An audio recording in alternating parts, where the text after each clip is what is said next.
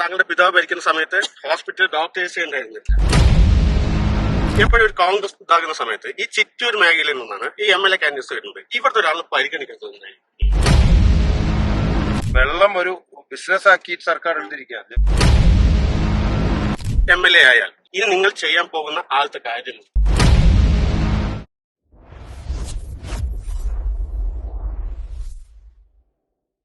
96 മുതൽ 2016 വരെ മരിച്ചത് തങ്ങളുടെ പിതാവ് K. അച്യുതനാണ്.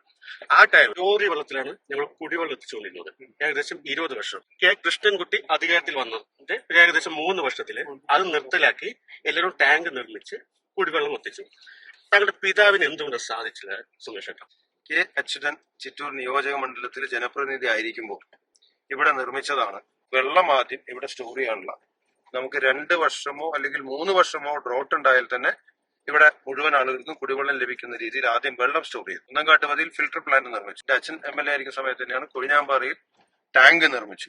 അടുത്ത ടാങ്കിന് മേനോമ്പാറയും 5-ാം മൈലിലും കന്നിമാരിയിലും ഒക്കെ ടാങ്ക് നിർമ്മിക്കാനുള്ള സ്ഥലവും ഏറ്റെടുത്തു. കന്നിമാരിയിൽ 2 സ്ഥലം അത് കൃഷ്ണൻകുട്ടിയല്ലേ ചെയ്തത്? സ്ഥലവും ഏറ്റെടുത്ത് അതിന്റെ നിർമ്മാണ പ്രവർത്തനങ്ങൾ ആരംഭിച്ചു. എലപ്പള്ളി സമഗ്ര കുടിവെള്ള പദ്ധതിയായിരുന്നു അത് കന്നിമാരിയിലുള്ളത്. നല്ലേപ്പള്ളിയിൽ വരുന്നത് പട്ടഞ്ചേരി, പെരുമാട്ടി, നല്ലേപ്പള്ളി, എലപ്പള്ളി 4 പഞ്ചായത്തും കൂടെ എലപ്പള്ളി സമഗ്ര കുടിവെള്ള പദ്ധതി. ഇവിടെ കൊഴിഞ്ഞാമ്പാറയിൽ മറ്റൊന്നും വടകരപ്പതിയിൽ മറ്റൊന്നും ആണ് പദ്ധതികൾ വിഭാവനം ചെയ്ത് അതിങ്ങനെ പണി നടന്നുകൊണ്ടിരിക്കുകയായിരുന്നു. അപ്പോഴാണ് ജനപ്രതിനിധി 2016 മാറുന്നത്. മാറി പുതിയ ജനപ്രതിനിധി വരുന്ന സമയത്താണ് കേന്ദ്ര സർക്കാരിന്റെ ജലജീവൻ മിഷൻ നിലവിലുള്ള പദ്ധതികൾ മുഴുവൻ ജലജീവൻ മിഷനിലേക്ക് എടുത്തു മാറ്റുകയുണ്ടായി. നടന്നുകൊണ്ടിരിക്കുന്ന പദ്ധതി അങ്ങ് തുടർന്ന് നടന്നു എന്ന് മാത്രം. 2018 കൃഷ്ണൻകുട്ടിയേട്ടൻ ജലവിഭവ മന്ത്രിയാകുമ്പോൾ കേരളത്തിൽ പ്രളയത്തിൽ മുങ്ങിയിരിക്കുന്ന സമയത്താണ് 2018 നവംബറിലാണ് അദ്ദേഹം മന്ത്രിയാവും. 2018, 19, 20 ചിറ്റൂർ മേഖലയിൽ മാത്രമല്ല കേരളത്തിലല്ല സൗത്ത് ഇന്ത്യയിൽ എവിടെയും ആ 3 വർഷത്തിൽ കുടിവെള്ളത്തിനൊരു ക്ഷാമം ഉണ്ടാവാത്ത വർഷം, മഴ അധികമായി പ്രളയം ഉണ്ടായ കാലഘട്ടമായിരുന്നു. ആ സമയം കൊണ്ട് ജലജീവൻ മിഷനും നേരത്തെ തുടങ്ങി വെച്ച പദ്ധതികൾ അത് മുന്നോട്ട് കൊണ്ടുപോകാനും കഴിഞ്ഞു. ആദ്യമുണ്ടായിരുന്ന ഇത് വാട്ടർ അതോറിറ്റിയുടെ പദ്ധതികളായിരുന്നപ്പോ ഈ വെള്ളത്തിനൊക്കെ വളരെ നാമമാത്രമായ മാസം 100 രൂപ മാത്രം വരുന്നത് ഫീൽഡുകാർക്ക് സൗജന്യമായി കൊടുത്തുകൊണ്ടിരുന്ന വെള്ളം ഇപ്പോ വെള്ളം ഒരു ബിസിനസ് ആക്കി സർക്കാർ എടുത്തിരിക്കുകയാണ്. ജലജീവൻ മിഷൻ ഒരു കണക്ഷൻ എടുത്ത സാധാരണക്കാരന് മാസം 1000 രൂപയിൽ താഴെ ബില്ല് വരുന്ന ആളുകളില്ല. അത് ഒരു കച്ചവടം. കേരളത്തിലുടനീളം 4 ലക്ഷത്തിലധികം ജലജീവൻ മിഷനിലെ കണക്ഷൻ എടുത്ത ആളുകൾ കണക്ഷൻ വേണ്ടെന്ന് പറഞ്ഞ് ഒഴിവാക്കിയിരിക്കുക.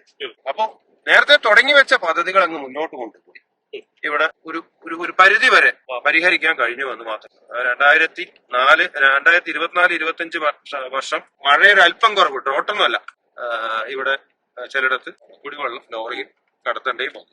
ഇപ്പോഴും ഇവിടെ പറയുന്ന പോലെ ഇവിടെ കുടിവെള്ളം സുഭിക്ഷമല്ല. 96 മുതൽ 2016 വരെ ഫുൾ വരൾച്ചയുണ്ട് സുമേഷ് പറയുന്നത്. അല്ല അത് എപ്പോഴും ടാങ്കർ ലോറി അല്ല, അങ്ങനെ മുഴുവൻ സമയം ടാങ്കർ ലോറി എന്ന് പറയും. അല്ല, കാലവർഷത്തിൽ അല്ല അത് ആ ധാരണ തെറ്റാണ്. പിന്നെ പല ഘട്ടങ്ങളിലും 2 വർഷമൊക്കെ തുടർച്ചയായിട്ട് വരൾച്ച ഉണ്ടാവുന്ന സമയമുണ്ട്. ആ സമയത്താണ്, അല്ലാതെ കാലവർഷ സമയത്തും വെള്ളം ടാങ്കർ ലോറിയിൽ സപ്ലൈ ചെയ്തിട്ടില്ല. ആശുപത്രിയെ കുറിച്ച് പറയുന്നത് കേട്ടു.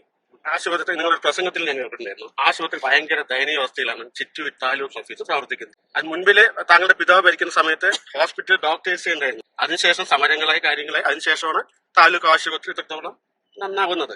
അപ്പൊ നിങ്ങൾ പറഞ്ഞ ഡോക്ടേഴ്സ് ഇല്ല എന്ന് പറഞ്ഞത്, ആ ഡോക്ടേഴ്സ് ഇല്ല എന്ന് പറയുന്നത് നിങ്ങൾ പ്രസംഗത്തിലും മറ്റുമല്ലാതെ ഒരു സമരം നടത്തിയ രീതിയിലൊന്നും ഞങ്ങൾ കേട്ടിട്ടില്ല.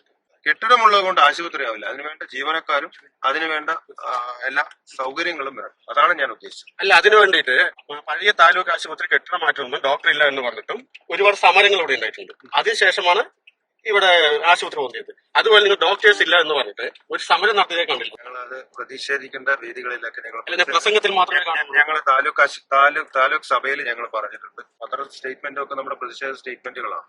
താലൂക്ക് സഭകളിൽ നിരവധി തവണ ഇതിനാവശ്യപ്പെടുകയും നിർദ്ദേശങ്ങളൊക്കെ കൊടുക്കുകയാണ്. പക്ഷെ കേരളത്തിൽ ഇപ്പോഴത്തെ ആരോഗ്യ മേഖലയുടെ സ്ഥിതി വെച്ചിട്ട് നമ്മൾ ചെയ്യുന്നില്ല. കെട്ടിടത്തിലെ അസൗകര്യങ്ങളുണ്ട്, അതൊന്നും വിമർശിച്ചതല്ല.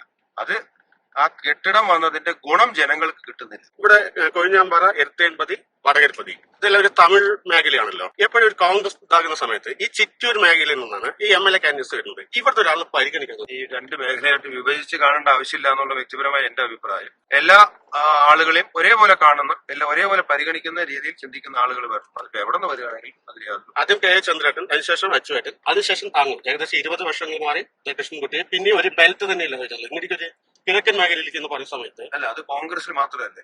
അല്ല, അത് മറ്റുള്ള ഞാൻ കോൺഗ്രസിന് കാര്യമായിട്ട് ചോദിച്ചാൽ അങ്ങനെ ഏതെങ്കിലും മേഖല തിരിച്ചല്ല, ഈ നിയോജക മണ്ഡലത്തിൽ ഉടനീളം പ്രവർത്തിക്കുന്ന ആളുകൾ എന്നൊക്കെ ആയിരിക്കും ഉദ്ദേശിച്ചിട്ടുണ്ട്. അത് പാർട്ടി നേതൃത്വം ആലോചിച്ച് തീരുമാനിക്കേണ്ട കാര്യങ്ങൾ. അതായത് ഒരു നിയോജക മണ്ഡലത്തിന് 2-3 മേഖലയാക്കി തിരിച്ച് അതിൽ നിന്ന് ആളുകളെ സെലക്ട് ചെയ്യുന്ന രീതിയല്ല. ശരി, ഇനി നിങ്ങൾ എംഎൽഎ ആയാൽ ഏകദേശം കുടിവെള്ള ക്ഷാമത്തിന് കുഴപ്പമില്ലാത്ത റോഡുകളും എല്ലാം പാസ്സായി കിടക്കുന്നു, പഞ്ചായത്തിലെ ഫണ്ടില്ലെന്നാണ് പറയുന്നത്. ഇനി നിങ്ങൾ ചെയ്യാൻ പോകുന്ന ആദ്യത്തെ കാര്യം എന്തായിരിക്കും? ഇനി 5 വർഷം നിങ്ങൾ എന്തിനു വേണ്ടി?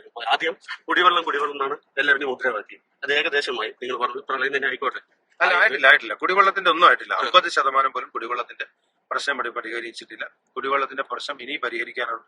പിന്നെ റോഡ് എല്ലാം വൃത്തിയായി എന്ന് പറഞ്ഞാൽ കേരളത്തിൽ ഒരു 10 കിലോമീറ്റർ റോഡിനകത്ത് ഏറ്റവും അധികം അപകട മരണം ഉണ്ടായിരുന്ന കഴിഞ്ഞ 2 വർഷത്തിൽ ഗോപാലം മുതൽ ഇരട്ടക്കുളം വരെയുള്ള 13 പേരുടെ ജീവൻ എടുത്ത, 38 പേർക്ക് അംഗവൈകല്യം സംഭവിച്ച ഒരു റോഡാണ്. സ്റ്റേറ്റ് ഹൈവേ ആണ്. കേരളത്തിൽ ഏറ്റവും കൂടുതൽ അപകട മരണം സംഭവിച്ച ഒരു റോഡാണ്. മിനിസ്റ്റേറ്റ് പറഞ്ഞ ചോദ്യം ചോദിച്ച സമയത്ത് സ്ഥലം ഏറ്റെടുത്തുകൊണ്ടിരിക്കുന്നു, ഏകദേശം 3 വർഷത്തിൽ പണി പൂർത്തിയാക്കുന്നു അദ്ദേഹം പറഞ്ഞു. റോഡ് അതെ, അതായത് ഗോപാലപുരം മുതൽ പട്ടത്തെളിച്ച് വരെ സ്ഥലം ഏറ്റെടുക്കുന്ന കാര്യമല്ല പറഞ്ഞു. ഇപ്പൊ വെച്ചിട്ടുണ്ട്, ഇപ്പൊ ടെൻഡർ വെച്ചിട്ടുണ്ടല്ലോ.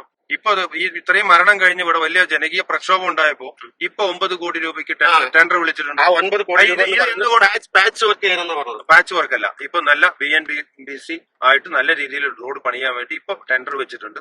സ്ഥലം ഏറ്റെടുക്കുന്നതിന്റെ നടപടികളൊന്നും അതിന് നടന്നിട്ടില്ല.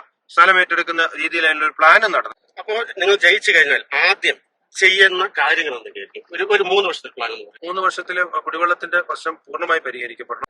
ഇപ്പോ ഉള്ള ആരോഗ്യ മേഖലയിലുള്ള ജീവനക്കാരില്ലാതെ മുടങ്ങിക്കിടക്കുന്ന ചികിത്സകളും പരിശോധനകളിലും ആരംഭിക്കണം. ഇതുപോലെ ഗുരുതരമായിട്ടുള്ള അപകടാവസ്ഥയിലുള്ള റോഡുകൾ ഉടനടി പൂർത്തീകരിക്കണം. നമുക്ക് 2 സർക്കാർ കോളേജുകൾ, പക്ഷെ ആധുനിക കാലഘട്ടത്തിന് വേണ്ട പുതിയ കോഴ്സുകൾ യൂണിവേഴ്സിറ്റികൾ ആരംഭിച്ചിട്ട് നമ്മുടെ കോളേജുകളിൽ അത് ആവശ്യമില്ല. ഇനി ഇപ്പോൾ ചിറ്റൂർ കോളേജ്, നാട്ടിൽ Chittur college, Kozhinjampara government arts college നിലവിലെ കാലഘട്ടത്തിന് ആവശ്യമായ പുതിയ കോഴ്സുകൾ തുടങ്ങാനുള്ള നടപടി. താങ്കളുടെ പിതാവ് ജയിക്കുന്ന സമയത്ത് 2 പ്രാവശ്യം അദ്ദേഹത്തിന് മന്ത്രിസ്ഥാനം കിട്ടിയതാണ്. അയാൾ വേണ്ട പറഞ്ഞു. ഇപ്രാവശ്യം നിങ്ങൾക്കത് കിട്ടുകയാണെങ്കിൽ പാർട്ടി തീരുമാനിക്കുന്നു പറയാം. അല്ല, ആ സാഹചര്യം അനുസരിച്ച് ആ സ്ഥാനം വെച്ച് നമുക്ക് ജനങ്ങൾക്ക് നല്ലത് ചെയ്തു കൊടുക്കാൻ കഴിയുമെങ്കിൽ ആ സ്ഥാനം നമുക്കാക്കാം. ഇതൊക്കെ പാർട്ടി നേതൃത്വം തീരുമാനിക്കേണ്ട കാര്യമാണ്. നിരവധി സീനിയറായ ആളുകൾ UDF അധികാരത്തിൽ വരുമ്പോൾ ഉണ്ടാവും. സീനിയറായ ആളുകൾ, കൂടുതൽ എക്സ്പീരിയൻസ്ഡ് ആയ ആളുകളും ആണ് ഉണ്ടാവാൻ സാധ്യത. ചിറ്റൂരിലെ ജനങ്ങളോട് പറയാനുള്ളത്? ചിറ്റൂരിലെ ജനങ്ങളോട് എനിക്ക് ഇത്തവണ നിങ്ങൾ എന്നെ ഒന്ന് തെരഞ്ഞെടുക്കണം. നിങ്ങളോടൊപ്പം നിങ്ങളുടെ ആവശ്യങ്ങൾക്ക് കൂടെ ഉണ്ടാവും.